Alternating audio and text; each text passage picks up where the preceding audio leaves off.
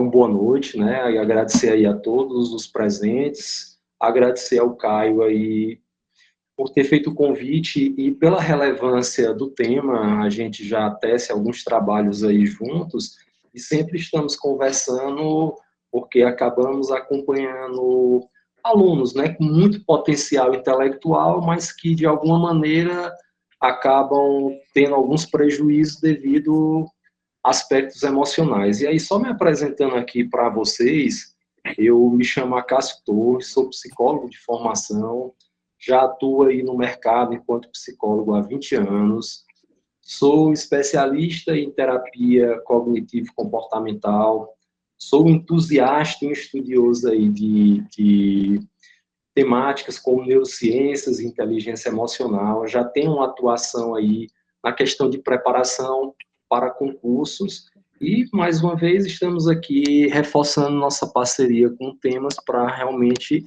agregar valor e auxiliar aqui os nossos alunos. Hoje, a nossa proposta de diálogo é a respeito de ansiedade, né? Uma temática extremamente falada em várias perspectivas, inclusive nesse viés aqui dos concursos. Caio, por favor, direciona aí a primeira slide. Eu vou fazer o máximo, pessoal, como vocês sabem, psicologicamente, temas emocionais, eles são bastante subjetivos.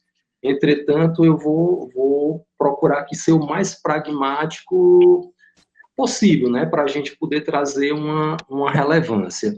E aí a gente vai estar aqui atuando em cima de algumas lâminas para estarmos fazendo questionamentos. Deixo aberto para vocês, questionem, perguntem, sabe, interajam para a gente fazer desse momento algo de extrema relevância. E aí fica aí o questionamento para a gente se refletir. Por que ficamos ansiosos frente a momentos importantes? Né? Por que é que a gente fica ansioso frente a momentos importantes? Quando estávamos em reunião, o Caio e eu, a gente estava até conversando sobre isso e eu lancei para ele. Disse, Caio, como é que foi assim tua experiência quando você estava estudando para o primeiro concurso, para o outro concurso? E aí ele me trouxe uma pérola. Não, rapaz, eu não me sinto ansioso, mas aí eu queria te fazer um questionamento, Caio. E no nascimento dos teus filhos, você ficou ansioso? Você teve ali algum grau de nervosismo? Aí sim, aí não tem dúvidas, né? Com certeza, tem momentos em que a gente come os dedos. E talvez esse tenha sido o mais impactante na minha vida, né? Quem é pai sabe o quanto que a gente espera pelos filhos e certamente eu fiquei um pouco ansioso. Eu costumo teimar com a Cássio porque eu me sinto, vocês sabem, vocês são meus alunos, eu me sinto alguém muito, talvez frio e calculista, né? E, e o Acácio sempre cai, calma, que às vezes tem algum grauzinho aí que precisa ser conversado e tal. Então, nesse caso, sim, Acácio. Pronto. E por que eu estou trazendo o Caio aqui para a nossa conversa? Né? Para a gente ir afunilando e direcionando, a gente precisa primeiro entender o que é ansiedade, para a gente poder fazer essa compreensão, que é o que eu quero trazer para vocês. Ó, por que ficamos ansiosos frente a momentos importantes? E aí eu coloquei de maneira generalizada. Começaria a minha fala citando o seguinte: só dói o que é importante, né? Só traz algum tipo de desconforto, algum tipo de expectativa, algum tipo de apreensão, aquilo que é importante, aquilo que a gente quer. Então, veja, hoje eu tenho todo o cuidado do mundo, porque, por exemplo, hoje o Brasil, a nível de transtorno, só uma breve estatística, o Brasil hoje é o país mais ansioso do mundo. Só que aqui eu estou falando ansiedade, doença, patologia.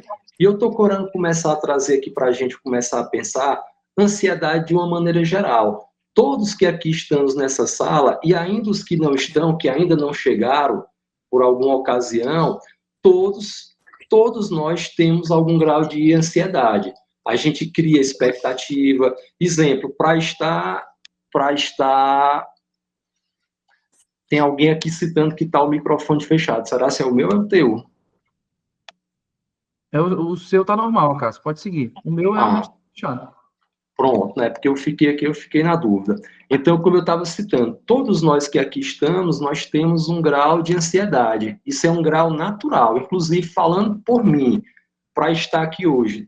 Eu tenho um certo grau de ansiedade, né? Porém, não é aquela ansiedade que me trava, que me prejudica.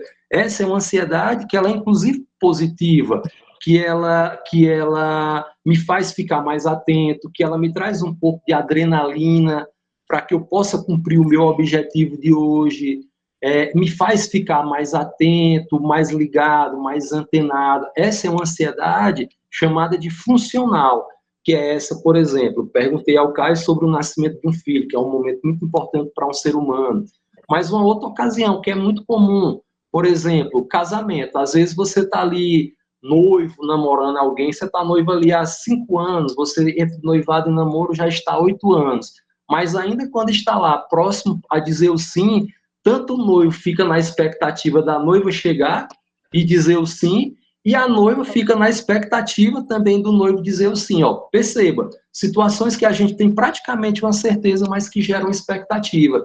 E isso vale ali, você vem no índice de estudo, de aprendizagem, quando você vai prestar uma prova, ou quando você está ali na trajetória, você vai sentir graus de ansiedade, isso é totalmente natural. Essa ansiedade, ela é funcional, e nós precisamos ter cuidado, porque me parece que hoje a gente vive um conceito de felicidade utópica, né? Às vezes muita gente chega para mim, eu não quero sentir ansiedade, mas não tem como a gente não sentir ansiedade, que é justamente esse diálogo que Caio e eu já tivemos em algumas ocasiões. Ele é uma pessoa, eu discordo de você, Caio, respeitosamente, quando você diz fria. Não, calculista, eu até calculista, planejado, mas não a ideia do frio. Você tem um bom gerenciamento de ansiedade, você consegue fazer uma boa gestão, que é por isso que não lhe prejudica. Mas vamos lá, nas suas partidas de tênis, que eu sei que você gosta, tá lá, tá numa final, você tem um grau de expectativa. Agora, você consegue utilizar, fazer uma boa gestão da tua emoção para justamente ela não prejudicar a tua performance, como me parece que você também faz isso muito bem dentro do seu processo de estudo, sabe, dentro da implementação de uma prova, dentro da tua empresa, dentro do teu trabalho, que é algo que vale um elogio, que inclusive é interessante a gente ter essa percepção, mas que você tem um... Oi. Agora eu lembrei de um momento de concurso público que realmente eu fiquei ansioso, né? E eu explico isso sempre para os alunos. Inclusive, eu acabei de ministrar um curso agora em Recife, presencial, para o pessoal de cartório, cartório Pernambuco, né? E eu sempre falo isso nas aulas de prova oral para concurso de cartório, para qualquer concurso de prova oral, curso de prova oral, melhor dizendo. E, na minha experiência pessoal, aconteceu exatamente o que eu pontuei para eles lá no curso. Prova oral, meu amigo, não adianta o professor repetir 500 vezes para ti. Cara, não fica nervoso. Cara, fica calmo. Cara, vai que tu... Meu irmão, não é assim. Prova oral, você vai estar nervoso. É uma premissa. Você vai estar ansioso. Ainda mais, quem passou já por prova oral sabe, você, antes de entrar lá na bancada, né, no microfone, no púlpito, você fica numa sala. Essa é a sala da ansiedade, inclusive, Cássio. Você fica ali numa sala esperando, às vezes você espera a manhã inteira, com aqueles candidatos, um mais nervoso do que o outro, um mais ansioso do que o outro, e aquilo ali, inclusive, acaba até contaminando um pouco. Eu tive recentes aprovações em provas orais, né? Nas duas eu tirei 9, e na última eu tirei 9 muito porque eu estava ansioso, porque era para tirar um pouquinho a mais. Acabei saltando ali uma alternativa, simplesmente não falei nada de um item lá, porque na primeira banca o nível de ansiedade, de nervosismo é muito alto. Costumo dizer que o coração fica aqui, né, no primeiro examinador. Depois, isso baixa, né? E aí eu acabo explicando para os alunos o seguinte, ó, especificamente para esse público de prova oral, eu costumo dizer o seguinte, ó, nervoso você vai, ansioso você vai estar. Eu sou alguém que me acho frio, mas ainda assim fiquei. Agora eu vou te ensinar uma coisa. Tu sabe o que difere alguém que vai bem numa prova oral de alguém que não vai bem, em termos de rigidez emocional? É aquele que sai de uma situação de emergência, de uma situação de nervosismo mais rápido. Então, você entra nervoso na primeira e você é mais bem sucedido quanto mais rápido você sair desse contexto de ansiedade e de nervosismo. Se tu sai logo na primeira questão, na segunda já consegue resolver melhor, aí isso tende a te dar um resultado melhor. Mas, concordando com a Cássia, todo mundo vai ter esse nível de ansiedade, sobretudo nas provas orais, tá? Então, eu até, para fechar minha fala aqui, eu acho que eu fiquei até mais nervoso e mais ansioso, Cássio, na minha primeira banca de prova oral do que propriamente no nascimento dos filhos, viu? Sim. E que bom que agora você veio de encontro à minha fala, e não quero aqui ter a razão, mas como a gente está aqui, ó, e trazendo viés psicológico, o processo psicológico é justamente, cara, essa construção, ó. E aí foi muito legal, e está sendo muito interessante esse bate-bola que já vem até na nossa construção em reunião. Quando eu fiz aquele primeiro questionamento lá na nossa reunião, que você já de cara, não, eu não sinto esses impactos. E agora, ó, de repente, isso emergiu e você trouxe essa lembrança. Sabe por que é legal? Os alunos que estão aqui, primeiro, eles têm que normalizar. Por exemplo, poxa, se o meu professor, o meu expoente, o meu mentor também sente as outras pessoas, isso é normal. Para a gente trabalhar na perspectiva da normalização, que é o que você citou. Ó, senti, meu coração veio naquela fala literal, veio para minha boca, estava aqui pulsando, cheguei lá, mas o que é que aconteceu? Primeiro, não tem como você desligar essa ansiedade. Você parou, você entendeu, você foi se regulando, a ansiedade começou a baixar, você não emergiu, porque você quer saber qual é o grande mal da ansiedade, o que é que a ansiedade faz com todos nós? Se a gente não souber gerir, ela me rouba para dentro de mim. Olha que coisa interessante e ao mesmo tempo perigosa. O que é que eu quero dizer quando rouba para dentro? Tá ali, coração, você estava numa reação taquicárdica, você estava certamente ofegante, sabe, com muitos pensamentos. Nesse momento, certamente você entrou numa reação de insegurança.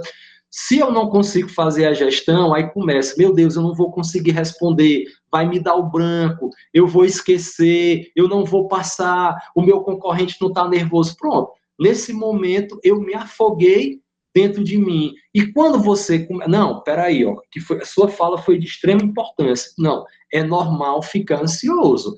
Por quê? Porque eu tô adentrando, eu vou ser avaliado por alguém, tem o processo realmente dentro desse viés de arguição, alguém que vai me questionar, tenho medo de travar, mas quando eu chego, que eu vou entendendo, que eu vou conseguindo lidar com isso, eu não foco na ansiedade, ela está ali, mas eu não fico focado nela. De repente, eu tiro o foco, eu não entrei dentro de mim e comecei realmente a focar nos meus processos psíquicos, das respostas, e começo a me regular a ponto que não prejudique o meu resultado. Lembrei-me aqui, Caio, tem uma aluna nossa aqui que ela foi aprovada para uma defensoria também. E quando eu a conheci, quando nós iniciamos o processo aqui pelo Temas, ela tinha passado na primeira etapa, que era a fase objetiva, né? E eu lembro, lá no primeiro contato, e aí fiz aquela avaliação, ela já tinha obtido êxito para passar para uma segunda etapa, que era a dissertativa, porém, ela dizia, não, estava naquele viés, foi sorte de principiante. E aí eu comecei a auxiliar, a trazer meio que uma estabilização, para ela começar a entender. Mas, assim, essa mesma carga de insegurança e de ansiedade, ela levou para a dissertativa, mas ela não conseguia compreender que ela já estava aprendendo a gerir. Passou pela segunda etapa, foi aprovada, mas, assim, o grande desafio, realmente, foi essa da prova oral, porque na parte objetiva e na parte dissertativa, só sou eu e ali os meus papéis, a minha prova, né? É um processo entre mim e comigo mesmo. Já nessa parte oral, envolve muito uma terceira pessoa, aquele medo de falhar, o medo do julgamento da outra pessoa, e nós fizemos um trabalho bem direcionado, e hoje ela obteve a aprovação, está aguardando aí ser convocada. Mas, assim, a dificuldade que ela tinha inicialmente para não emergir dentro de si mesma, né? E não se perder dentro de si mesma. Mas, assim, o trabalho legal que ela começou a aceitar, que é o que eu quero trazer aqui para a turma. Veja, Ansiedade a gente não controla, ansiedade a gente aceita, é normal sentir-se ansioso. Repito e reitero, eu estou aqui com vocês, eu tenho uma atuação palestra principalmente sobre esse tema. Se eu pudesse, eu só atenderia a ansiedade, é o que eu gosto, a nível de problemática. Mas ainda assim, eu estou aqui, eu me sinto um pouco ansioso. Por quê? Porque eu estou aqui, eu quero me dar bem, eu quero apresentar um trabalho legal. Então, é uma ansiedade que eu sinto agora, mas que não me prejudica. Então, esse é o primeiro ponto. A gente tem que aprender a entender e aceitar que é natural sentir-se ansioso, faz parte.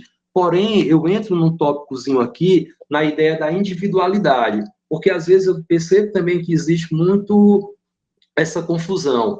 Ah, mas aí eu me sinto ansioso e fulano também é ansioso. Gente, todos nós temos todos os tipos de emoção, porém, uma ansiedade minha é um pouco diferente do Caio, que é diferente da esposa dele, que é diferente da minha esposa. A experiência emocional, ela é mais ou menos como a dor. Né? Se a gente chegasse, se eu perguntasse, Caio, qual é a pior dor para ti? Você ia ter uma percepção de dor. Né? Pode ser que eu já tenha tido uma dor, se é uma dor de dente, por exemplo. Ah, não, Caio, você disse que a pior dor é a dor de dente para ti. Já para mim não é a dor de dente, já seria uma dor muscular, por exemplo. Ou se eu pego duas mulheres e uma diz, ó, a dor do parto é uma dor que eu não quero ter nunca mais. Já a outra diz, não, para mim foi uma coisa muito singela, foi muito pequena. A experiência emocional é tipo a experiência de dor, é uma coisa muito única. Por isso que para algumas pessoas um viés ansioso é muito intenso, para outro já não é tão intenso, que é a parte, Caio, E que a talvez casa? você se dá frieza, que você se acha frio. Não, você é um bom gestor emocional. Me responde aqui, é uma dúvida minha mesmo, né? A ansiedade é o quê? É uma emoção? É um processo químico? É o quê? O que que é ansiedade, assim? É um comportamento ansioso? Por que que eu estou perguntando isso? Porque, veja só, me parece, e aqui eu estou falando como leigo, né? E como alguém que acompanha os alunos, me parece que existem níveis, né? Você já trouxe isso na sua fala, níveis de ansiedade importantes e existem também, eu diria, sintomas de ansiedade, né? Por exemplo, nesse meu caso que eu dei da prova oral, foi um sintoma muito agudo, né? Você está ali nas vésperas de fazer uma prova oral que pode decidir o teu concurso. Me parece que ali é algo mais agudo e que vai ser resolvido rápido. Mas, por outro lado, existe também, eu não sei se eu posso chamar isso de ansiedade, né, que é o sentido vulgar que a gente costuma ouvir, daquele aluno que tem pressa, tá? Do cara que diz assim, pô, Caio, eu quero resolver minha vida. Tô desempregado, minha mulher tá grávida e eu olho para o lado, a advocacia não tá dando nem para mim e para ela, imagine agora com os filhos, e eu quero resolver minha vida rápido. Quero passar logo um concurso aí de procurador, de juiz, e o quanto antes. Esse cara, na minha perspectiva de leigo, é um cara que está sofrendo de ansiedade no sentido de tentar atalhar o processo, no sentido de cortar etapas, né? Não sei se eu posso chamar isso de ansiedade. Isso, na verdade, é uma pergunta que eu estou te fazendo, né? Porque esse é um perfil de aluno que eu vejo demais, o cara que tem muitas externalidades na vida e quer fazer para a preparação para o concurso. E aí eu fico num dilema eterno com ele. Porque eu, enquanto mentor, o que eu tenho que fazer? Cara, o processo é esse. Você, numa linha de preparação, você está aqui, mas mais ao início. Você tem que fazer isso, isso e isso. Aí ele vem e me diz, mas isso vai custar muito tempo. Tá, mas o tempo é um fator externo. Eu estou dizendo que você precisa fazer. Agora, se você tem externalidades na tua vida que querem impulsionar essa tua velocidade, eu acho que talvez isso possa resultar em algo improdutivo. Você vai querer atalhar o processo, vai querer pegar resumo de qualquer qualidade e daqui a pouco não faz uma preparação decente, por pressa, né? E aí eu te pergunto, isso é ansiedade, Acácio? esse tipo de comportamento que quer buscar o passo mais rápido, que quer atalhar realmente o processo? Pronto. Eu vou, assim, como a gente tinha até dialogado, que para não ser tão técnico, mas aqui para eu dar uma resposta para você e para todos, acho até que é mais interessante, eu vou ter que trazer um pouco de tecnicismo. Vamos aqui por partes. Primeiro, quando você questionou se era uma emoção, se é um sentimento, ansiedade é uma emoção e uma reação importante para o ser humano. Se não fosse ansiedade, a gente não reagia às situações e às circunstâncias. Retrato. Ansiedade, ela faz parte de uma preparação para a nossa reação, inclusive trazendo no sentido psicobiológico. Né? Se não fosse ansiedade a nível de espécie, a gente não estaria aqui, ok? Só que hoje, aí eu vou para as dimensões, que contemplam o que você citou nessa ideia do exemplo, que você foi retratando aí organizações ou dimensões diferentes. Por exemplo, nesse caso da pessoa que, olha, Caio, eu já sou pai, eu já tenho família, eu tenho pressa, né? Eu tenho que fazer logo muito rápido. Se você parar para pensar, isso é uma dimensão cognitiva, que é na parte da dimensão do pensamento. Eu quero e quero logo. E fico maturando aqui meu pensamento e começa a acelerar, que geralmente não se faz nada. É tipo quando a gente quer ali, eu quero conquistar a minha casa própria, quero comprar um carro, e aí eu fico bolando planos e planos e planos e planos. Isso é na dimensão cognitiva, certo? Que é um traço da ansiedade, a nível de pensamento, que eu fico com um pensamento acelerado, às vezes desestruturado. Eu tenho um traço que vem para nível de sentimento, que é quando a pessoa se ai, sinto uma coisa ruim, sinto uma angústia, sinto um aperto, sinto um mal-estar, uma espécie de uma pressão, ó, já está reverberando a nível sentimental. E, ao mesmo tempo, fisiológico. Qual é a parte fisiológica? Taquicardia, que é aquela ideia da pressão no peito, é uma pressão mental também, sensação de frio e calor, dormência, formigamentos, vontade de chorar. E tem a parte comportamental, que seria a parte comportamental, dificuldade de atenção e concentração, né, de focar realmente nas coisas. É aquela questão, por exemplo, que é muito típico, uma perna ansiosa, quando você vê alguém. Às vezes eu tenho pacientes que estão ali, eu tenho um trabalho público também, que é voltado para a saúde mental, e às vezes quando eu estou passando aí está lá o paciente com aquele pé bem acelerado, né?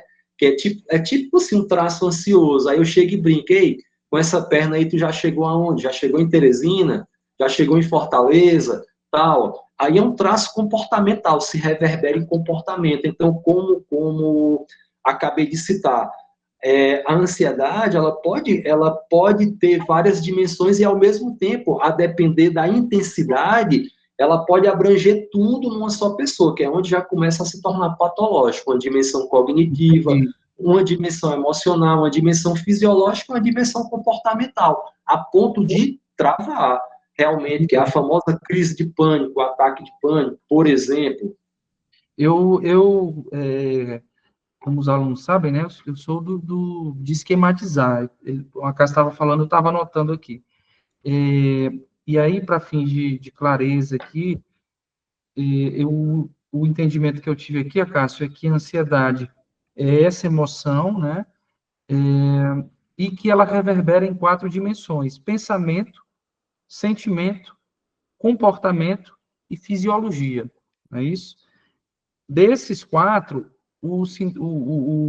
a dimensão em que se encaixa aquele cidadão que tem pressa, né, que olha para fora e quer trazer elementos de fora para dentro da preparação, é a dimensão do pensamento, não é isso? E possivelmente é esse aqui, pelo menos falando como mentor dos alunos, esse pensamento ansioso aqui é um sintoma de uma boa parte dos alunos. E eu acho que esse pensamento ansioso, inclusive, ele é um dos piores impactos, né, na preparação do concurseiro, respondendo inclusive o nosso amigo Fernando aí. Esse pensamento de pressa, bom, eu vejo muito isso. Bom, cara, eu sei que o certo é fazer isso. Eu sei que o certo é pegar esse material, esse livro, fazer essa quantidade de questões, mas eu não tenho tempo. Mas eu preciso passar logo. Mas eu não consigo ter a paciência, né? Seria quase a ansiedade como uma antítese de paciência, né? Esse, no meu entender, e aqui falando, trazendo para o nosso lado aqui, é um sintoma muito, muito, muito, muito sério e que precisa ser tratado, né? Cássio, eu avancei aqui o slide, com o perdão aí de tê-lo feito de forma unilateral, porque o Fernando fez uma pergunta e aí eu já encaixei aqui nesse slide. Se tu puder comentar um pouco sobre isso aí também, é importante. Sim, sim, é isso. Nós estamos aqui em sintonia de pensamento, ó, igual lá a música do Melim. Uhum. Mas assim, eu só queria fazer mesmo essa incursão para os amigos e amigas que aqui estão terem essa compreensão. Não faz sentido a gente chegar, ó, quando a gente chega em dimensões, que agora a gente vai entrar nas problemáticas. Eu tenho que ter a compreensão primeiro que a ansiedade é algo normal, até que de repente e aí a gente chega. Vou só acrescentar a tua fala, Caio, quando você estava trazendo a experiência aí da mentoria, da ideia da prece e da velocidade. Eu acredito também que, pelo menos para mim, chega no acompanhamento que eu faço com os alunos, eu imagino que chegue para ti, esse aluno, esses alunos com essa ideia de pressa, não, mas eu realmente preciso passar logo, eu não tenho mais tempo e tal. E aí eles fazem solicitações de técnicas, né? De técnicas, para mim, pedem muito. Me ensina uma técnica de memória para eu aprender logo as coisas. Eu digo, olha, esqueçam a ideia de fórmula. E falo isso até trazendo para a ideia da emoção. A vida, ela tem um tempo, sabe? Claro que existem metodologias mais pragmáticas, que ajudam nesse fortalecimento e nessa compreensão. Agora, nessa ideia de velocidade, de algo que eu dê ali uma vista num PDF, que eu dê uma vista no livro e fique gravado para sempre, não acontece. É muito aquele passo a passo. E aí eu tenho que respeitar o tempo, que é o meu próprio tempo. Não dá para a gente fazer aqui esses cavalos de pau para acelerar, porque não vai resultar em nada. Daí sempre a gente chega na parte da gestão emocional, que eu tenho que gerir expectativas também, né? Isso Tenho, aí. tenho que fazer essa gestão de expectativas. Pois bem, mas Aqui, Cássio, o pessoal. Aqui a gente tem dois tipos de cursos, né? O curso extensivo, que é o curso anual, para o cara que é paciente e tal, quer fazer base, e os retas finais, que são cursos rápidos, 60 dias, 90 dias, que é mais para revisão. Então, um serve para revisão, o outro serve para você realmente estudar com calma. E aí, o que a gente mais tem aqui é aluno que entra no reta final sem base nenhuma. Por quê? Porque vê lá, porra, um curso de 60 dias, vai me preparar em 60 dias? Cara, num curso, se você não tiver base, não é para ti. Eu também brinco, né? Revisão é para quem viu. Então, se eu faço um curso de revisão e você nunca viu, então você está aqui querendo dar uma de papaléguas, né? Ele correr onde não deve. E aí a gente faz muito essas migrações. O aluno entra no reta final, depois de uma ou duas conversas, a gente percebe que não tem ainda o que a gente precisa para o reta final, joga para dentro do extensivo, né? Para fazer essa gestão. E acrescentando esse ponto aí da gestão das expectativas, eu também concordo contigo, Cássio, e aqui eu falo muito sobre isso também. Eu tenho até um quadro, se eu soubesse que a gente ia chegar nesse ponto das expectativas, eu teria trazido esse quadro aqui no nosso slide. Eu tenho um quadro que eu fiz, basicamente apontando as expectativas que cada nível de aluno tem que ter, né? O aluno iniciante, o que é que ele tem que fazer, qual é a expectativa que ele tem que ter. Se ele não tiver essa expectativa, ele está errado por isso, por isso, por isso. O aluno é avançado, ele tem que ter essa expectativa, tem que fazer isso. Se ele não está alinhando o que ele faz com a expectativa que ele firmou, possivelmente vai dar errado, né? É quase que um diagrama. Mas o fato é que eu falo isso sem qualquer base científica, mas falo isso até em um tom poético. Eu digo que a frustração, muitas das vezes, ela vem de uma expectativa mal firmada. O cara, ele se frustra porque fez superdimensionou uma expectativa. E, às vezes, ele fixa uma expectativa sem qualquer parâmetro de autoconhecimento. Ele pensa que é alguém, pensa, por exemplo, que está preparado, aí fixa uma expectativa e daqui a pouco a prova mostra quem ele é, né? E isso, a gente costuma dizer que aluno nosso não tem. Não porque o curso vai aprovar 100% dos candidatos, não é isso. Mas o curso, ele pretende entregar 100% de autoconhecimento desses candidatos. Os nossos alunos, eles precisam se autoconhecer. Eu falo muito sobre isso. Tenho, acho que uns 3, 4 textos no blog sobre autoconhecimento. Por quê? Porque se o cara tem um autoconhecimento aguçado, ele vai firmar uma expectativa compatível com o que ele é, ainda que essa expectativa não seja aprovação. Então, eu me enxergo, eu olho para dentro, o curso consegue lapidar esse autoconhecimento, as nossas conversas, as nossas mentorias, os nossos atendimentos com o Acácio, conseguem lapidar esse autoconhecimento, e o aluno ele se enxerga, ele olha no espelho e vê, bom, eu sou um cara de acertar 60, bom, eu sou um cara de acertar 50, bom, eu sou um cara de acertar 80, bom, eu tenho dificuldades de falar, vou ter dificuldade na prova oral. Enfim, o fato é que esse cara ele consegue se enxergar e consegue firmar uma expectativa compatível com o que ele é, né? A gente trabalha muito esse ponto porque, de novo, e para passar a palavra para o Cássio, a frustração ela vem de uma expectativa mal fixada, uma expectativa que não foi cumprida e muitas das vezes ela não é cumprida porque ela foi mal fixada. Se o cara ele firmou uma boa expectativa, ele se autoconhece, firmou uma boa expectativa e ainda assim não aconteceu o resultado que ele precisava, aí a gente investiu outras coisas.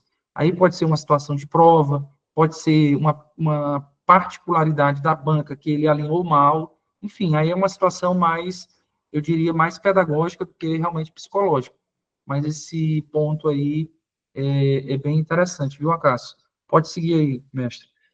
Mas assim, ó, sua visão poética está totalmente coerente e embasada na realidade, Caio. Essa ideia, assim, aí tentando trazer uma resposta mais objetiva desses impactos para o concurseiro. A questão das expectativas, realmente, expectativas irrealistas, não tenho dúvida, que vai gerar frustração, a questão de uma distorção da realidade, concordo em gênero, número e grau com o que o Caio citou. A gente precisa ter uma compreensão de como estamos, né? Do conhece a ti mesmo. Eu preciso saber como eu estou, em que pé eu estou, para entrar nesse viés de lapidação. Senão vai ter a frustração e, consequentemente, vai ter aí o abandono dos projetos, o abandono dos objetivos, não vou dar sequência, vai ter um viés de insegurança, vai ter um viés aí de medo. Essa ansiedade, ela pode fomentar uma visão derrotista e pessimista do futuro, né? Vou tentar trazer aqui em elementos mais práticos, por exemplo, essa sensação de insegurança.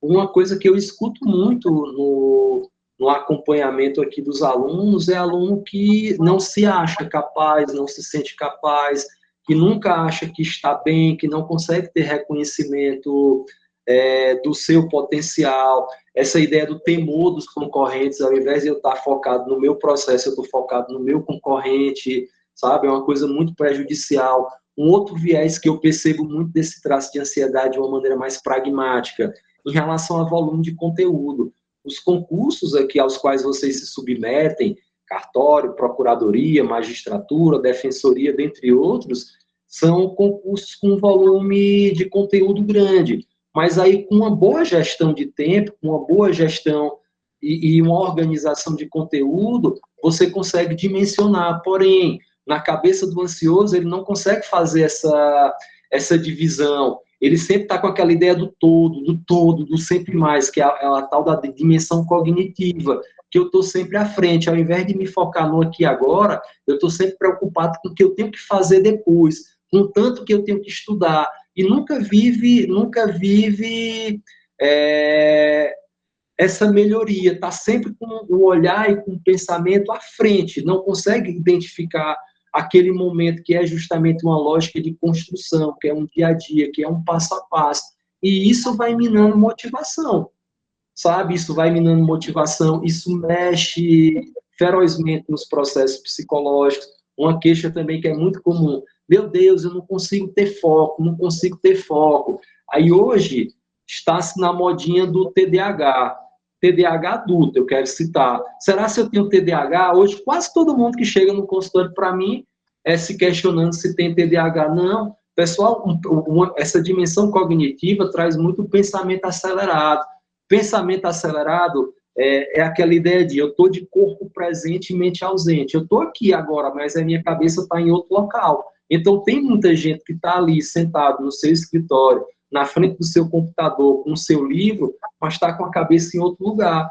E não é a questão de um foco de problema neurobiológico, é uma questão de foco porque a mente está com pensamentos derrotistas, está com o pensamento acelerado, seja por uma questão de celular ou por outras questões, uma celeridade própria. Então, são alguns aspectos em que a ansiedade prejudica o concurseiro. Não tenho a menor dúvida disso, dentro dessas dimensões. Então, a gente tem... Oi. Eu não sei nem se está no momento desse slide, mas tu falou um ponto aí, eu queria te fazer uma pergunta também. Essa parte da gestão do tempo, né? De conseguir... Eu sou muito assim, inclusive. Eu só funciono com cronogramas e com planilhas, né? Eu ensino isso para os alunos também. Cara, não abra a tua primeira página de livro ou de PDF se essa página não estiver dentro de um projeto, dentro de um planejamento. Tá? E eu vejo que isso, pessoalmente, me traz eu diria, uma calma emocional, no sentido de que, bom, eu estou vendo o todo, mas eu estou vendo também o que eu tenho para fazer amanhã. Eu estou vendo o que eu tenho para fazer essa semana. E eu começo a direcionar e canalizar minha energia para essas metas, né, diárias ou semanais. Eu, particularmente, eu gosto de me programar por semana, tá? Às vezes o aluno, ele prefere se programar por dia, porque quer um negócio mais amarrado e tal. Mas, assim, a gente tem que entender os diversos contextos, né? Contextos muito atribulados, muitas tarefas como o meu, por exemplo, e como o de alguns de vocês, que trabalham, tem filho e tal, talvez seja melhor que o átomo de planejamento seja a semana e não o dia, né? Mas, enfim, o ponto que eu quero trazer é esse do planejamento. O quanto que o planejamento, ele ajuda na gestão do tempo e ajuda a mitigar esse comportamento, esse pensamento ansioso, de você sempre ficar olhando para o resultado, eu nunca vou passar, eu estou muito longe, e se esquecer do que tem para fazer, né? Eu tenho bons relatos de alunos que, a partir do momento que entra dentro de um planejamento, eles começam a relatar, bom, agora eu só faço acordar, abro a minha planilha e pronto. Já sei o que eu tenho para fazer, eu chego no final do dia, dou lá meu checkbox na minha meta e vou dormir satisfeito. Então, isso parece que é uma super ferramenta, né? E, pessoalmente, me ajuda muito. Sim, essa questão a nível de gestão, né? Aí até a gente já deu um spoilerzinho, né? Quando você estava falando aí, isso já seria até uma orientação, porque seria uma ideia de uma gestão emocional, a ideia de uma programação. Só que assim, essa programação, ela tem que ser respeitada o perfil de cada pessoa, né? Como você trouxe aí, ó, para mim, nas minhas características pessoais, dentro da minha realidade, eu gosto de estar fazendo assim. Já para algumas outras pessoas gostam de estar fazendo de tal maneira. Mas é muito importante, Caio, que é o sentido de termos um norte. Tu já pensou que bagunça, por exemplo? Assim como você, eu tenho uma vida muito atribulada. Eu tenho um trabalho público, eu tenho um consultório privado, eu sou docente, no momento eu estou afastado temporariamente, justamente devido à exaustão. Eu estava na docência, então tinha alunos que eu tinha que estar fazendo ali orientação de trabalho, né? Tem aqui nossa parceria com temas, então eu faço muitas coisas. Tu já imaginou se eu não tivesse uma gestão? Como é que eu conseguiria estar aqui agora, dialogando assim, tendo essa conversa tão agradável e gostosa ao longo dessa noite, se não fosse uma gestão? Porque isso tem uma preparação.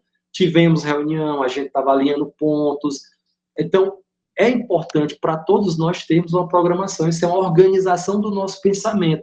Aquilo que a gente coloca em checklist, aquilo que a gente coloca numa planilha, claro que não necessariamente eu tenho que seguir tal qual, porque a vida ela é dinâmica, ela não é estática. Mas ali, isso é uma maneira de a gente começar a organizar as nossas ideias. Quando falamos em gestão, seja gestão de tempo, seja gestão de emoção, tudo está muito alinhado. Então, organização é uma coisa imprescindível. Para quem estuda para concurso, organização, escutem. Organização é uma coisa básica, organização de vida. Senão, você não vai conseguir cumprir suas metas, você não vai conseguir dar uma ordem ao seu conteúdo e muito menos dar uma ordem na sua cabeça. E até mesmo para sentir essa ideia de evolução. Sabe? Se eu não tenho ali um cronograma, como é que eu vou entender que estou evoluindo? Como é que eu vou entender qual é o período que eu tenho que fazer, que eu tenho que estudar ali meus resumos, tal? Eu tenho que ter essa ordem, isso é básico, isso é uma premissa básica. Beleza, show de bola. E essa pergunta aqui, Acácio, pergunta de milhões, né? Vamos abrir aí para alguém que queira interagir. Alguém levantou a mão, não? Acho que a Cláudia tinha levantado a mão. Miguel também. Deixa eu abrir a fila aqui. Miguel está na vez e Cláudia havia também levantado, mas não está mais aqui. Se quiser também pode falar, tá? Depois Fernanda. Vai lá, Miguel.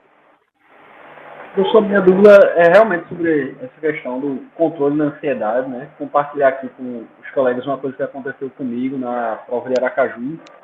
Né? Enquanto eu estava fazendo a prova de Aracaju, eu marquei uma questão errada no gabarito, né? E aí isso me causou um pânico, assim, sem precedentes. Eu acho que eu nunca senti nada parecido, né? Porque a prova era modelo 1 errada, 1 acerto, né? Então, eu marcar um errado no gabarito, que eu tinha certeza que eu tinha acertado, era a mesma coisa que perder 2 pontos. E aí eu comecei a entrar num pânico, numa ansiedade, e agora vou ter que chutar uma que eu não queria, aí vou começar a chutar outra, vou chutar outra.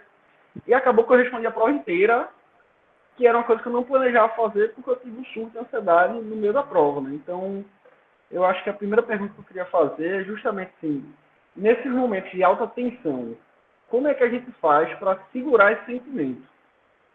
Para gerenciar esse sentimento, como você estava falando, Edson?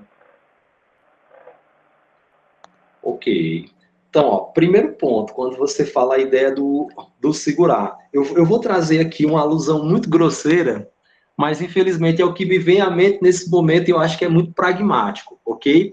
Quando a gente fala assim de segurar a emoção, fazer aqui uma pergunta, reitero, vou usar uma alusão aqui bem impactante, mas assim, que cabe a todos nós. Todos que aqui estamos, em algum momento, a gente teve dor de barriga.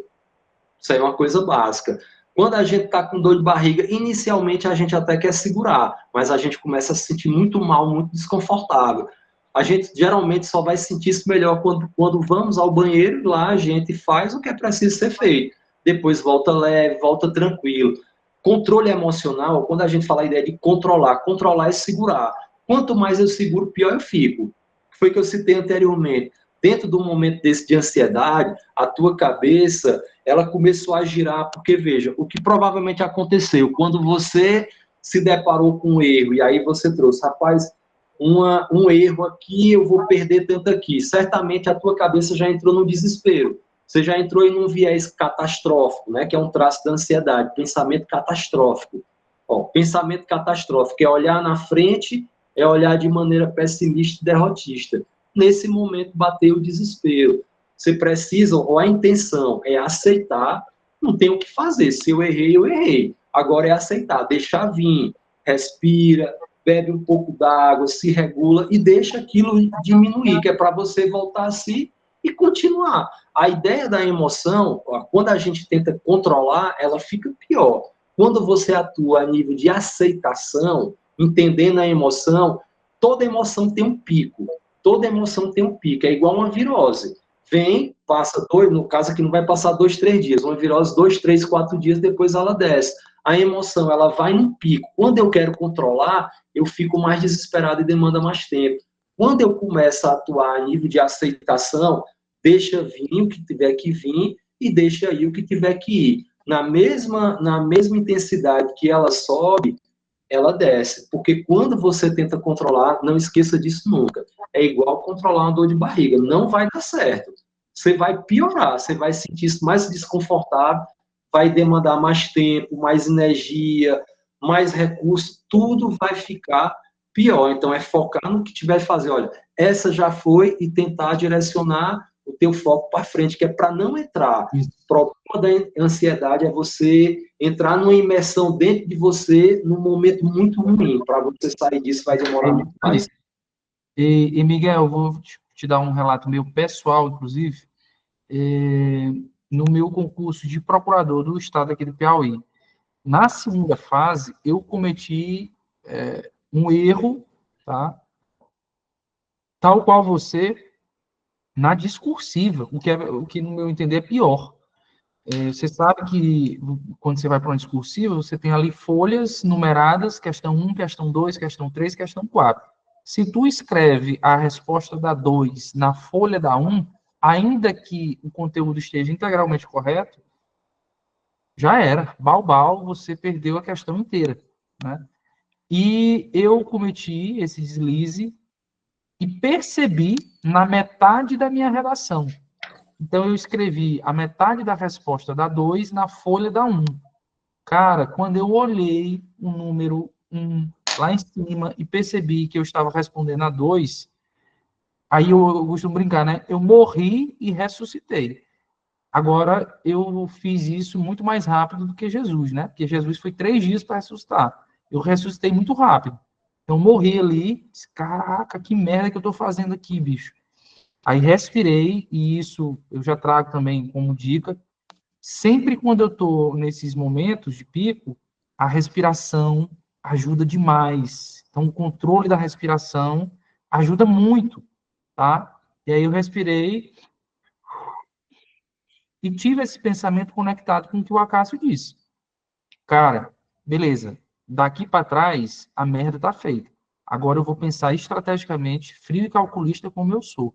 O que é que eu posso fazer nesse contexto em que eu me encontro, tá? No meu caso, acho que era 30 linhas, eu tinha gastado umas 15 linhas, mais ou menos, ou até um pouco mais do que isso, e tinha 10, 12 linhas para responder.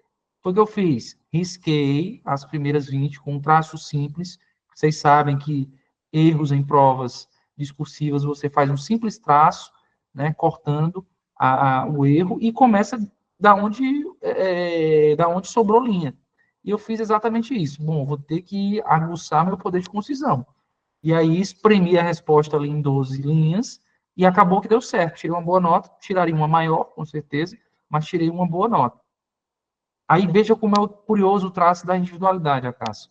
Um colega meu, hoje também procurador, ele fez a mesma coisa. E aí, depois, os dois aprovados, os dois já procuradores, a gente comentando numa roda, ele narrou que, no caso dele, ele teve que ir ao banheiro, ele vomitou, ele passou mal lá, porque tinha perdido também boa parte das respostas, mas também ressuscitou. Veja, ele ressuscitou depois de um processo um pouco mais doloroso do que o meu. Mas, enfim, o fato é que os dois acabaram pensando para frente com o contexto que tinha. Então, nessa situação, lembra, né, e trazendo o que o Acácio disse com o que eu estou dizendo, aceita o que já foi feito de errado, aceita o teu erro, né, e olha para frente. Bom, agora eu tenho que resolver daqui para frente. Como é que eu resolvo daqui para frente? Isso é muito comum nos esportes, né? Sobretudo no tênis, que você tem ali vários pontos e aí você acaba, às vezes, cometendo um erro bobo. E todos os técnicos, todos os coaches dizem isso. Não pensa no que ficou para trás, não pensa no ponto que passou. Porque se você ficar pensando no ponto que passou, você vai ter um prejuízo duplo. Porque você perdeu um ponto por bobeira e vai perder o seguinte. Porque está num processo ali de luto, um processo que fica ali martelando na tua cabeça, que se questiona por que tu fez isso, e daqui a pouco tu vai perder outro. Aí realmente você entra numa, vamos dizer assim, numa construção de um caos do qual você não consegue mais sair, né? Então, é bem por isso. Beleza, Miguel? Vai lá, Fernanda. Olá, boa noite. Boa noite. Bom, então, a minha questão é o seguinte, eu me identifiquei com muita coisa que foi dito aqui, principalmente com essa questão do volume de assunto que tem para estudar. Então, às vezes eu me organizo, né? Às vezes não, eu me organizo, mas o que acontece? Às vezes eu não consigo terminar ali no tempo que eu tinha para terminar, e aí no outro dia já tem aquele outro assunto que eu queria estar estudando. Aí eu penso também na lei seca que tem que ser estudada também, na jurisprudência que não dá para deixar de lado, e aí vai virando uma bola de neve. Às vezes no fim da semana eu não consegui cumprir ali o que eu tinha programado para cumprir, e aí eu fico Tu estuda para qual carreira, Fernanda? Só um detalhe. procuradorias. Procuradoria, né? Beleza. Pode seguir sua fala. E não, e aí e é exatamente isso. Eu, às vezes, chego no fim da semana com aquela culpa de que não cumpri o que eu tinha me programado para cumprir.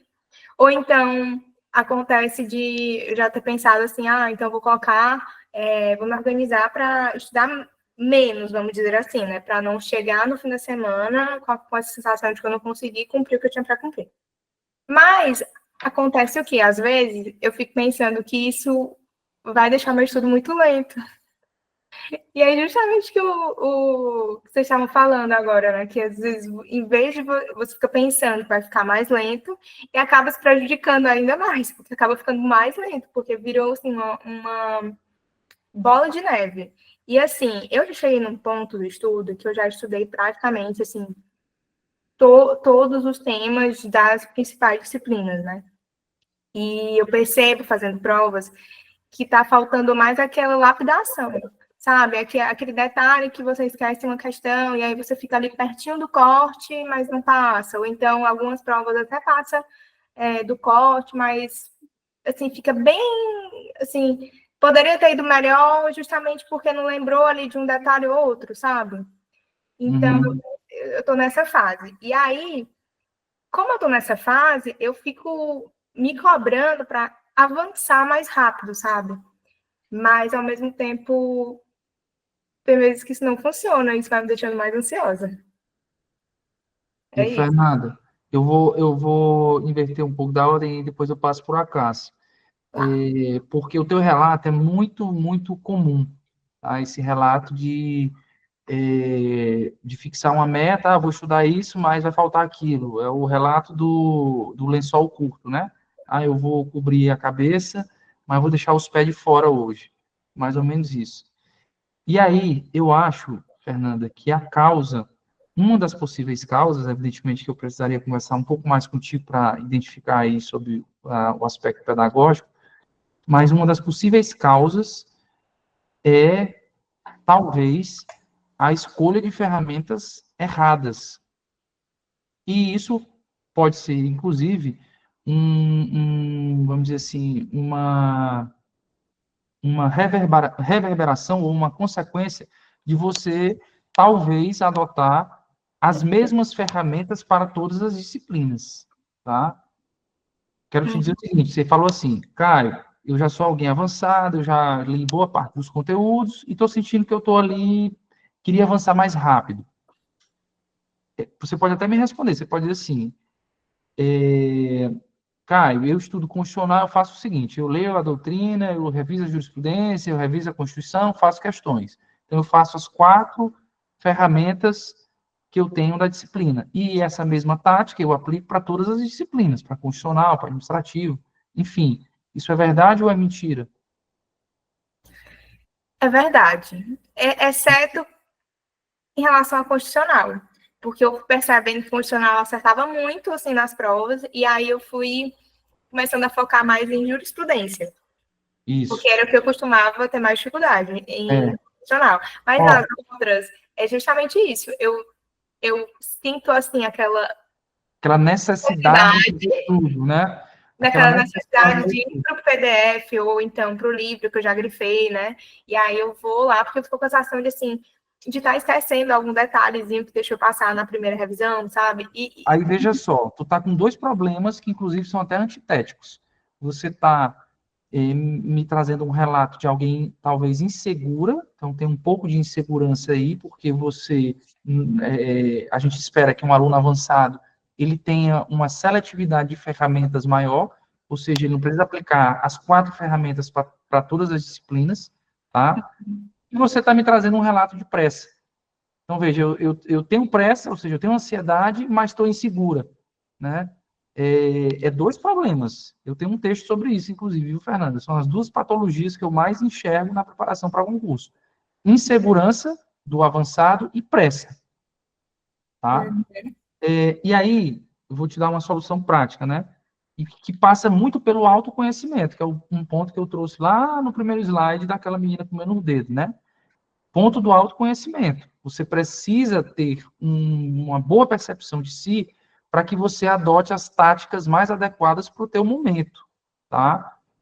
Eu vou te dar o meu relato. Quando eu me senti avançado, quando eu terminei todo o conteúdo teórico das disciplinas, pelo menos das principais, constitucional, administrativo, tributário, fazenda pública, que são as principais para você, que foi para a procuradoria, eu deixei de lado as ferramentas mais teóricas, tá? Do tipo, o que eu vou fazer agora com constitucional, administrativo, tributário e fazenda?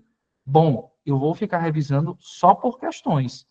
De 15 em 15 dias, eu vou tirar um final de semana para revisar 2 dessas disciplinas. Então, eu chegava lá, quinzena 1, constitucional e tributário. Só vou fazer questões, nada mais. É o final de semana inteiro só de constitucional e tributário, só de questões. Então, fazia ali 100 questões de cada, no mínimo, e depois revisava, corrigindo, né? Fazia as correções. Cai o material teórico, cai a lei seca, cai a jurisprudência. Cara, se eu estou me sentindo seguro, avançado nessas disciplinas, essas outras ferramentas, eu simplesmente utilizo para correção. Eu não vou ficar voltando todo o tempo nesse material, tá? Então, veja só, você precisa se autoconhecer para escolher ferramentas mais adequadas para cada disciplina. Cada disciplina é um desafio diferente, tá? E aí, lógico, quem é que vai te dizer onde é que você é boa e onde é que você é ruim? Quem é teu espelho? O teu espelho são as questões. Tu vai fazer questões e as questões é que vão te dizer, bom, Fernanda, tu tá boa nisso. Bom, Fernanda, tu tá péssima nisso. E esse parâmetro, ele vai indicar a ferramenta que você precisa. Um outro exemplo, no outro polo, é o seguinte, as questões te mostram que tu tá realmente ruim e, porra, acertou 30 de 100, então tá ruim. Então, veja, eu preciso de mais energia aqui. Diferente das outras que eu só faço questões, pode ser que eu, Fernanda, que nem gosto de aulas, pode ser que eu precise gastar tanto tempo nessa disciplina que pode ser que eu utilize aulas. Faça o PDF, faça a lei, faça a jurisprudência e faça aulas. Não tem problema nenhum você adotar táticas distintas para disciplinas distintas. Eu costumo dizer, né, que as táticas são remédios. Às vezes você está com dor de barriga, às vezes você está com, sei lá, um pé quebrado. Então, são remédios distintos, para dores distintas. Tá? Às vezes tu precisa de um simples AS, às vezes tu precisa ir para UTI. Né? E fazendo essa metáfora, quer dizer o seguinte, às vezes basta que eu só veja jurisprudência e questões, às vezes basta que eu veja só a lei seca, e às vezes, talvez, precise que eu veja tudo de uma vez. Tá? Então, eu acho que o teu problema aí, Fernanda, talvez possa ser resolvido com essa gestão de ferramentas que você, no seu nível de avançada, pode adotar, tá? Caio, inclusive, outra coisa que eu lembrei aqui enquanto tu falava, fez muito sentido isso tudo para mim. Eu estava, por exemplo, fazendo umas questões, né? E aí eu errei um detalhe de controle de condicionalidade, por exemplo. Tem os tipos de condicionalidade, então formal, material, e dentro da formal tem a orgânica, sabe? Aí eu errei uma questão sobre isso. Certo. Aí eu falei, não, preciso revisar o PDF de novo de condicional, então eu vou lá e leio tudo. Ah, não. Então, pelo amor de Deus, aí tu tá... Exagerado isso. Aí demora. Aí acaba demorando, porque eu fico pensando assim, se eu errei esse detalhe aqui da parte orgânica, vai ter outra coisa que também que eu estou deixando passar, então eu vou revisar logo tudo. Não, mas aí tá demais, tá demais. Primeiro porque o que tu tem que avaliar, ao fim e ao cabo, é ter o percentual na disciplina naquela revisão. Tipo, fiz 100 questões de constitucional, e aí eu gosto, adicionando aqui a tática, eu gosto de fazer com filtro de assuntos aberto, né? Então, boto lá só constitucional, a minha banca, sei lá, constitucional, Sebrasp e procuradorias. sábado, 9 horas da manhã eu começo. Gero o PDF das questões e respondo da 1 a 100. Aí vejo lá, de 1 a 100, sei lá, acertei 88. O meu percentual na disciplina foi bom, foi ótimo, foi excelente, né? Evidentemente, eu errei 12. E das 12 que eu errei, lógico que eu vou errar alguma bobeira. Agora, não é porque eu errei 12 de 100 que eu vou precisar revisar todo o conteúdo, porque tu não precisa de 100% para passar, tá? Então, cuidado com essas doses exageradas onde não precisa. De novo, é a metáfora do remédio. Tu não vai tomar uma carrada de remédio para uma simples dor de cabeça, né? Ou uma simples dor de barriga. É mais ou menos isso. Vamos seguindo aí para a próxima dúvida, porque senão a gente se demora demais. Tá, Beleza? obrigada. Tamo junto, Fernanda. Cássio, vamos voltar aqui para o papo. Desculpa aí te cortar, mas vamos voltar aqui para o papo, né? E já até fazendo um link com as ferramentas sobre como a gente consegue mitigar os efeitos da ansiedade. Só para fazer uma recapitulação, durante as nossas falas, nós já falamos sobre o planejamento, sobre a gestão do tempo com base em planejamentos de micrometas, tá? E aí essa micrometa pode variar de dias ou de semanas, vai depender de cada um. Nós já pontuamos também a necessidade de buscar focar mais no processo do que propriamente ficar pensando em resultado. Já falamos também da necessidade de evitar trazer elementos externos para a tua preparação ideal. E esse é um ponto que eu vou ressaltar aqui, eu não sei se ficou claro. Esse é um ponto que eu vejo muito e que os meus alunos, eu tenho um esforço grande para não acontecer. Né? Essa ideia de, bom, o Caio me mostrou, a gente construiu a preparação ideal, tá aqui. Ideal, turma, não é porque o Caio faz, ideal é no sentido de que é uma preparação adequada para que o aluno, para o que o aluno precisa e para o momento desse aluno. Então tá aqui, é isso. E aí, o que eu não quero? Eu não quero que o aluno traga elementos externos para dentro dessa preparação, tá? O que são elementos externos? Isso é ideal, mas eu preciso passar logo, mas eu estou desempregado, mas isso e aquilo. E aí acaba gerando uma preparação ruim e acaba gerando uma frustração, porque ele não vai conseguir ter o êxito dele fazendo uma preparação de qualquer jeito. Eu costumo dizer também o seguinte, preparação meia boca, espere um resultado meia boca. A preparação ideal, robusta, que você precisa é essa. Porque resultados robustos, interessantes, precisam passar por processos interessantes. Agora, se você quer trazer elementos externos, eu vou te dar a receita do sucesso e do fracasso. Você segue a que você quiser, né? Então, essas ferramentas nós já trouxemos para hoje, né? Já falamos hoje sobre isso. E agora eu vou passar para o Cássio para ele trazer também essas ferramentas que ele entende importante para o controle aí da ansiedade. Pronto. Então, só retomando aqui para a gente tecer essa conclusão. Primeiro, assim, só voltando ainda no controle, mas não precisa voltar ao slide, só ponderar se é possível controlar a ansiedade. Eu acredito que nesse bate-papo ficou muito claro, dentro de exemplos práticos, seja do próprio Caio, circunstâncias que eu trouxe, as pessoas que foram aqui contribuindo, né, fazendo os questionamentos, assim, controlar não é possível. Aqui estamos mediados por aparelhos eletrônicos e todos os aparelhos que aqui estão, se é um celular, um tablet, um computador, você tem um botão aí, você tem um comando que você desliga, né? Assim como a própria internet. Controle é isso, eu consigo controlar. Emocionalmente a gente não controla. Todos que aqui estamos teríamos N situações para ponderar de situações em que apareceram e que a gente não precisou controlar. A gente precisou e vai gerenciar. Dentro disso, aí, eis a questão. Que ferramentas a gente pode utilizar para lidar com a ansiedade?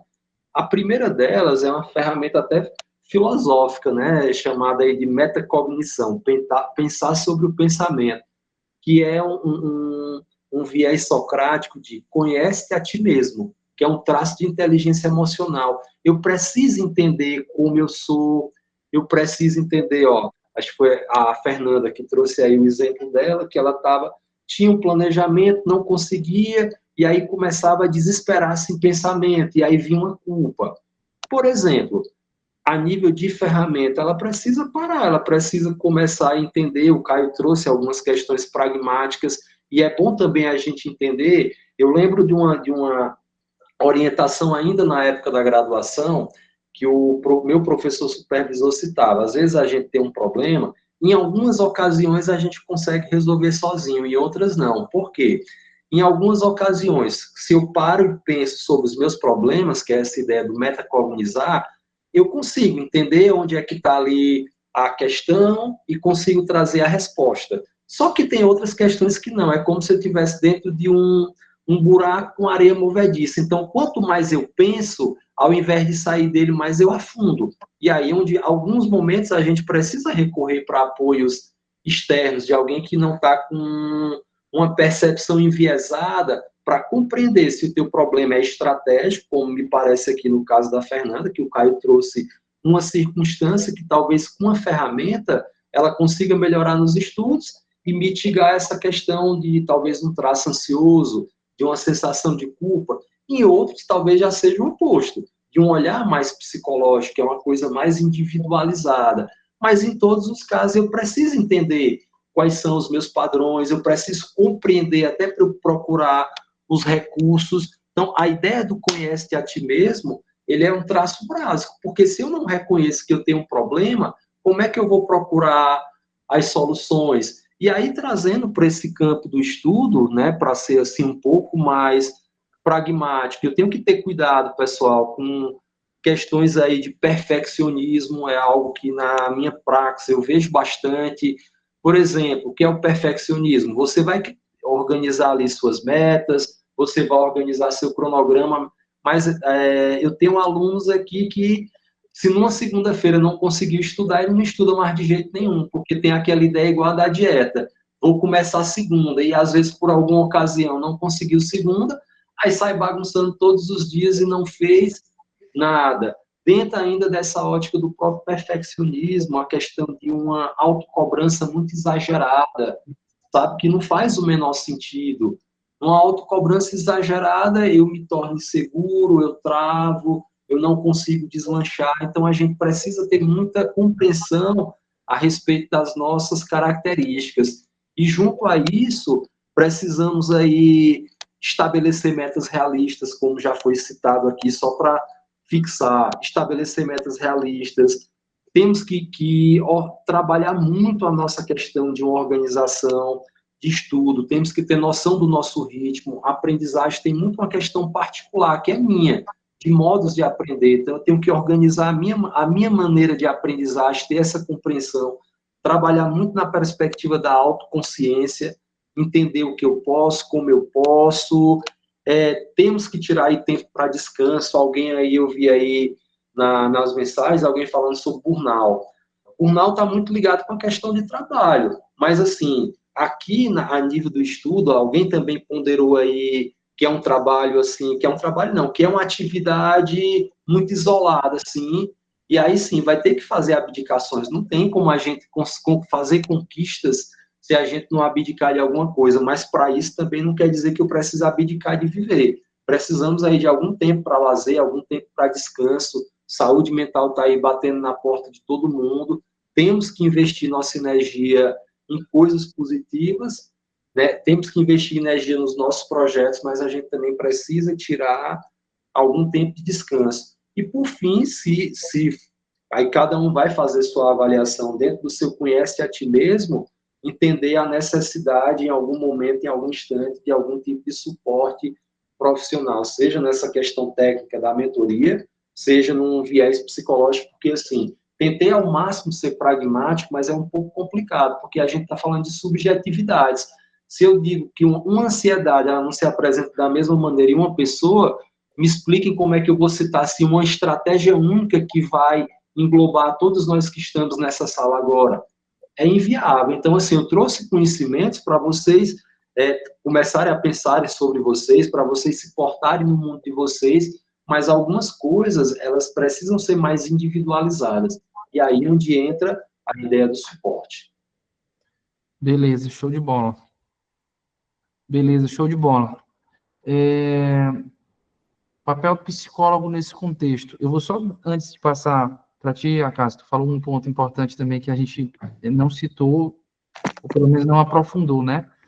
A tal da modernidade em que nós vivemos, tecnológica e tal. E isso eu tenho percebido demais, tá? Essa ideia do celular, do uso demasiado de celular, de rede social, grupo do WhatsApp, grupo, sei lá, nas mais variadas redes sociais, eu vejo que isso também é um elemento que, eu não sei se gera, mas pelo menos potencializa a ansiedade dos alunos, e trazem prejuízo de preparação, né? E, se eu puder dar uma dica prática, né, seria essa também, evitem celular o máximo possível.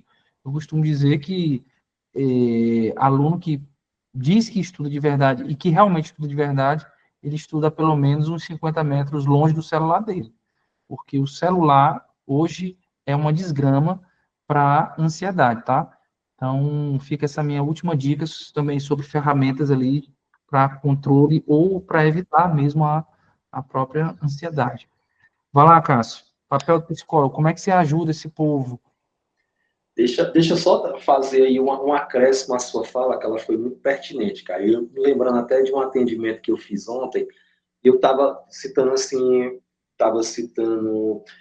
eu citei até uma postagem sua, acho que é uma postagem mais antiga, mas que eu achei muito interessante à época e me levou a uma reflexão. E ontem, por ocasião, eu trouxe ela num atendimento que eu fiz, que seria o seguinte: lá eu lembro da tua postagem, né, do teu escrito que você citava, olha, às vezes você está ali numa rotina diária de estudo, e aí você tira ali 5, 10, 15 minutos para um descanso. E aí você vai para o celular, passa ali 5 minutos achando que não é nada, mas não tem compreensão do quanto isso afetou seus sentimentos, sua percepção. E aí eu fiz uma ilustração ontem no atendimento que eu fiz. Por exemplo, acabei de citar e alguém havia colocado aí no chat essa ideia dessa parte do estudo ser algo isolado, né? Ser algo que eu fico, tipo ali, aquele filme do Náufrago, né? Lá do Tom Hanks. E aí o que é que acontece? Você está ali abdicando temporariamente de alguns viés de vida, de fazer uma viagem, de participar de algumas festas, de eventos sociais. Então, qual é a sensação, muitas vezes, que a gente tem? De uma certa estagnação. Só que se eu estou ali focado nas minhas coisas, eu consigo gerir isso melhor. Mas aí, por exemplo, eu estou aqui fazendo o meu estudo, terminei a primeira parte ao longo da manhã. E aí, não, deixa eu ir vir aqui ao Instagram rapidinho, só para ver o que está acontecendo, só para dar uma desopilada na mente. Aí, subitamente, eu encontrei ali o meu colega de graduação, está sendo empossado no concurso, ou está casando, ou comprou um carro novo, ou teve a conquista da casa própria. Será que eu tenho condição de voltar para o estudo da mesma maneira? Não tem, meus queridos e queridas. O que é que vai acontecer? Naquele momento, isso vai mexer com a minha autoestima. Eu vou sentir que todo mundo está evoluindo e crescendo na vida e que eu não estou. E muito provavelmente eu vou adentrar numa crise existencial. E uma crise existencial ocasionada pela rede social. Lá aquele dito bem popular, né? O que não é visto não é lembrado. Ó, muito simples. Então, ali, 2, 3, 4, 5 minutos que eu passei no Instagram pode ter causado uma implosão daquele meu dia e me gerado uma baita de uma crise existencial. Tu falou, eu lembrei de um caso também meu aqui, de uma aluna minha, né? Ela me trouxe exatamente esse relato de olhar para o lado. Ela disse assim: Caio, todos os meus colegas de faculdade já passaram, e eu estou aqui com, sei lá, 40 anos, alguma coisa assim, e não passei, Caio. E daí tu começou a estudar quando? Eu disse, não, eu quero começar agora. Bom, o problema, o que ficou para trás, eu não tenho como resolver. Então, assim, veja só, alguém que acabou de começar a estudar, acabou de começar o processo, olhou para o lado, viu todo mundo aprovado, e agora pensa que, vamos dizer assim, aquele sucesso vai ser atalhado. E não vai, né? Não vai. Então, é muito disso. 2 problemas aí numa fala só. Problema da rede social, e isso pode trazer prejuízo à saúde emocional, eu não tenho dúvidas disso. E 2, o problema de olhar para o lado também, que é um problema que pode afetar certamente também esse comprometimento emocional que vocês precisam ter. Mas vai lá, Cássio, como é que você ajuda o pessoal qual o papel do psicólogo? É um nível mais patológico? É um nível de gestão de tempo? E o psicólogo, ele substitui o pedagógico, ou se complementa? Enfim, explica um pouco disso aí.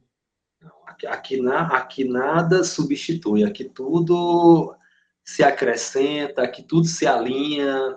Aqui a ideia do quanto mais, melhor, né? Tudo que venha para trazer esse suporte vem para melhorar. A nível de trabalho, acho que ficou bem claro aqui hoje. Por exemplo, todas as emoções são normais, todos que estão aí passando por esse processo vão sentir alguma coisa, e não significa nada patológico, assim como também sendo intelectualmente honesto.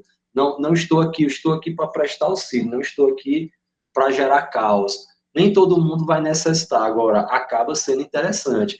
Vou fazer até uma alusão, uma percepção minha sobre personal trainer. Na minha anterior ignorância, eu disse, meu Deus, para que serve um personal? Alguém ali para estar me direcionando, uma coisa que eu possa aprender sozinho.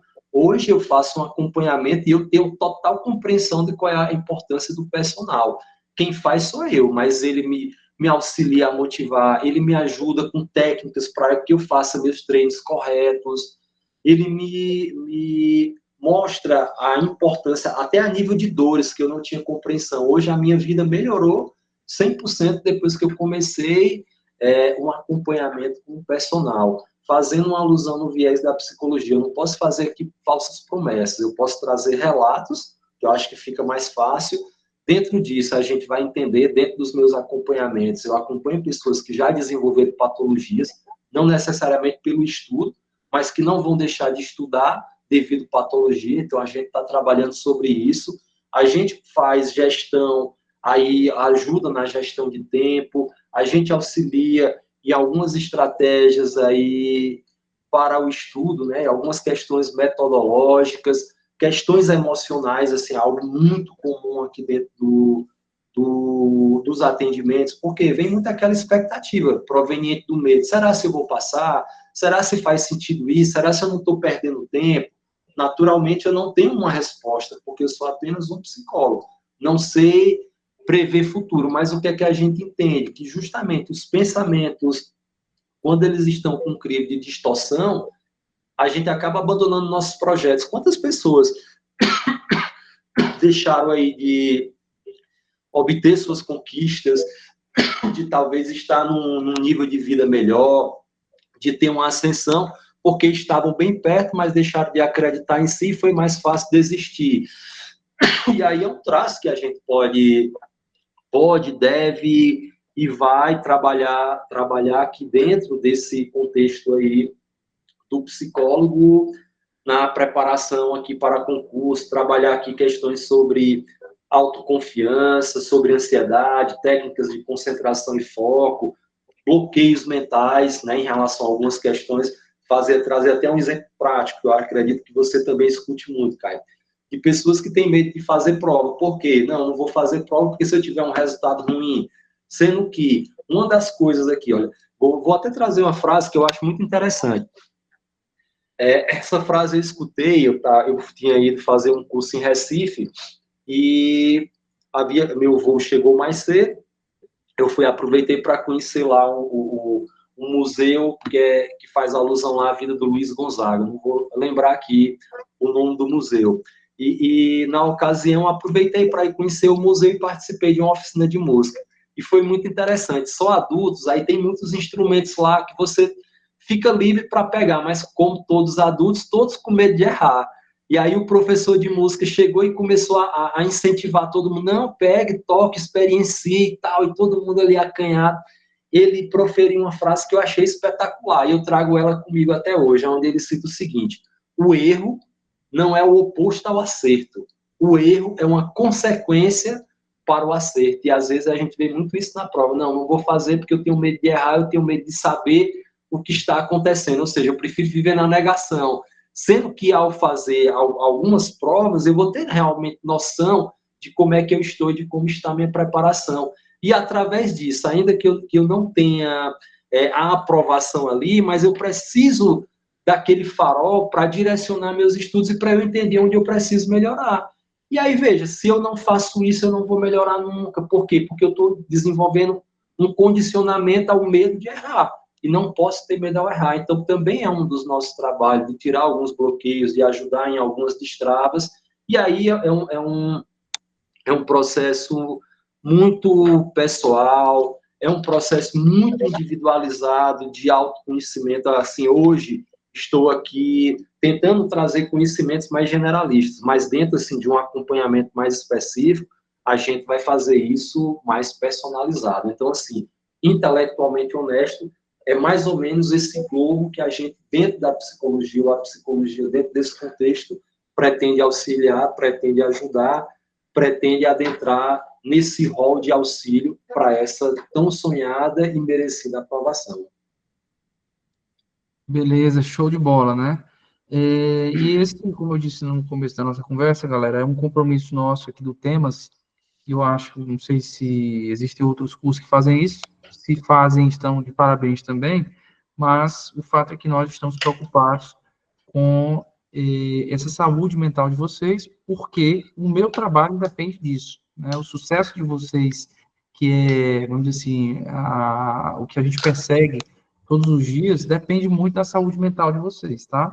Às vezes eu suspendo acompanhamento de mentoria para o cara se tratar, tá num nível, assim, de ansiedade e de patologia tão grave, não adianta eu estar conversando com o cara sobre o concurso, né?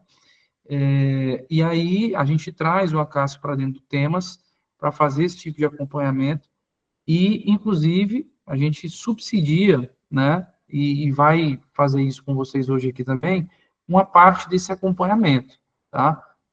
Antigamente, os nossos alunos do extensivo tinham isso já embutido no pacote, agora a gente disponibiliza esse acompanhamento por fora, para baratear um pouco mais o pacote do material, mas continua à disposição dos nossos alunos.